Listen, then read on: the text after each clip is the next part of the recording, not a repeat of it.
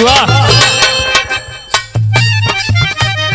भैया, हम लोग कवि लोक गायक इंद्रेश वानी आज के पीढ़ी युवा नौजवान जवन नफरत के आग में भटकत हम, नफरत के राजनीति में जेके मुहरा बनावल जात है, जे दूसरे के घर और अपन भविष्य फूकत बा ओकरे पे गीत लेके आयल है, सुनल जाई और वो नौजवानन के अन पहुँचावल जाई।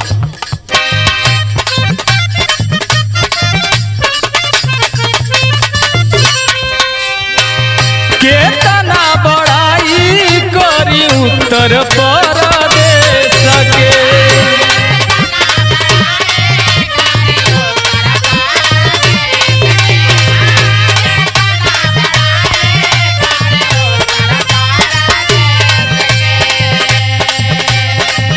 छोड़ दे हले बाड़े जे विकास वाली रे सके,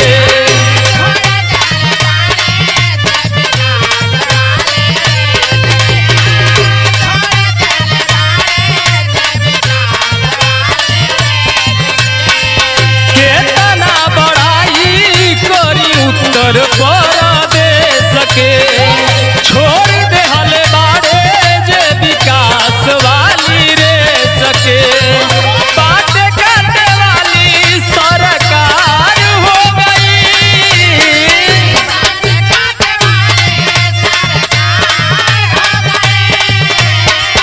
बात काटे वाली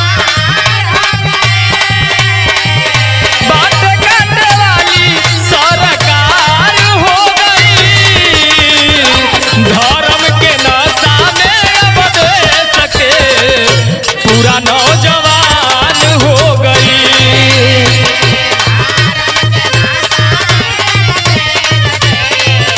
पूरा नौजवान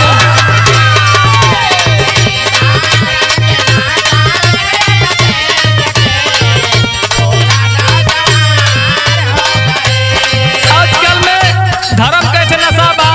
व्हाट्सएप यूनिवर्सिटी के कुछ छात्र तैयार कइल जात हम, जवन नफरत के बीज एक बड़ा रूप तैयार होता, बड़ा पेड़ के तैयार करी जौन भविष्य में कहले है ना कि बबूर बोबा तक कटवा मिली, तो वह हाल भइल ये बेला में सत्ता उत्तर प्रदेश के जौन है, जौन दंगा भैल बहराइच में उसे बहुत बड़ी बदनामी भइल बा, तो लिए हम उत्तर प्रदेश का पहले नाम लेनी है। सत्ता के ऊपर लागे बहुते बड़ा दाग हो,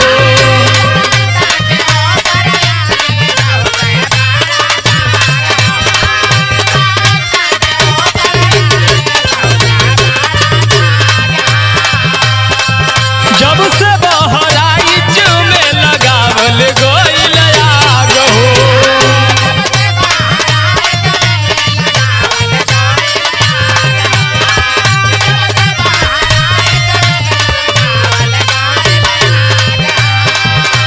सत्ता के ऊपर लागल बहुते बड़ा दाग हो, जब से बहराइच में लगावल गइल आग हो, आग में निर्दोषन के मकान हो गई,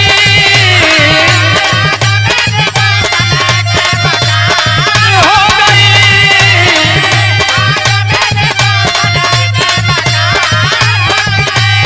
आग में निर्दोषन के मकान हो गई, धर्म के नशा में अब देश के पूरा नौजवान हो गई, पूरा नौजवान हो गई।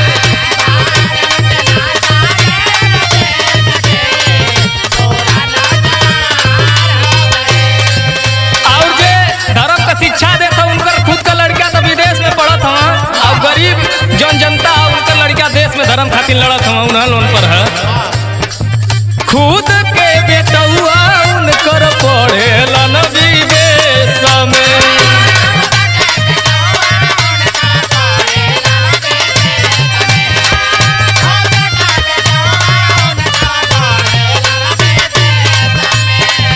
गरीबन के लड़का लड़ी है धर्म खातिर देश में,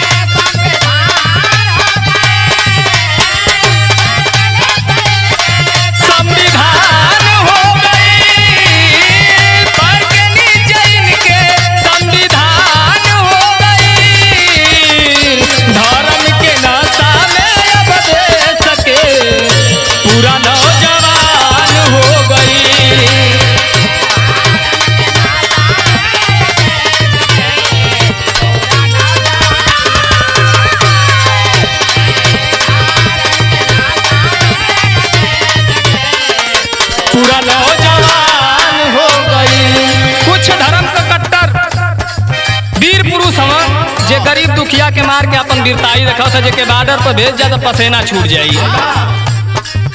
मारी के गरीबन के देखावे वीरताई।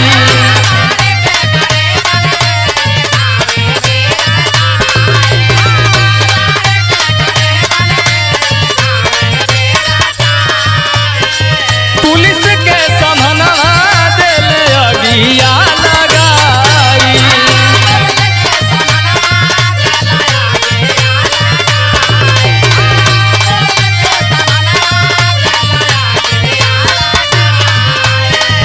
मारी के गरीबन के देखावे वीरताई।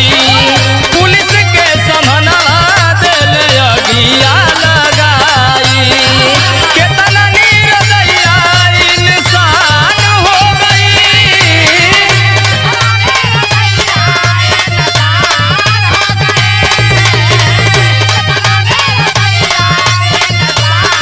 हो गई केतना निर्दयिया इंसान हो गई।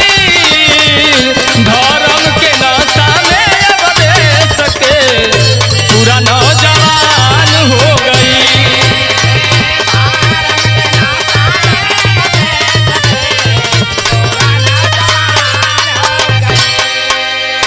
देश का मीडिया सबसे ज्यादा अगर देश में धार्मिक उन्माद फैलावत है तो देश का मीडिया फैलावत है। काहे से कि झूठ साच प्रचार होत बा मीडिया में खाली। चाटुकार मीडिया देश में नफरत फैला